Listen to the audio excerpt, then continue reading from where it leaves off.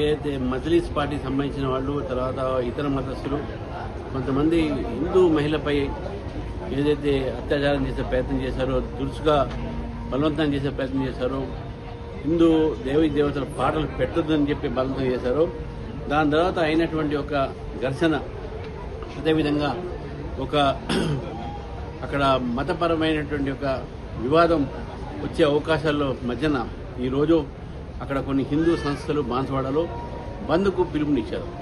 ఈ బంద్ పిలిపించి 144 సెక్షన్ పెట్టి అనేక మంది బీజేపీ వాళ్ళని, ఆర్ఎస్ఎస్ వాళ్ళని, విశ్వ హిందూ పరిషత్ వాళ్ళని ఈరోజు అక్రమంగా అరెస్ట్ చేసి పోలీసులు ఈరోజు అక్కడ ఇక్కడ తరలివేయడం జరిగింది.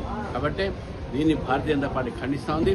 నేను డీజీపీ గారిని కోరుతా ఉన్నాను, వెంటనే వారందరినీ కూడా విడుదల చేయాలి. వాళ్ళ ఎవరైతే ఈ మహిళ పైన దురుసుగా ప్రవర్తించారో వాళ్ళపైన కేసు పెట్టాలి, పీడీ యాక్ట్ పెట్టాలని చెప్పేసి కూడా ఈ వార్తను డిమాండ్ చేస్తూ వెంటనే అరెస్ట్ చేసిన వారిని వదిలిపెట్టాలని చెప్పేసి కూడా నేను కోరుతా ఉన్నాను.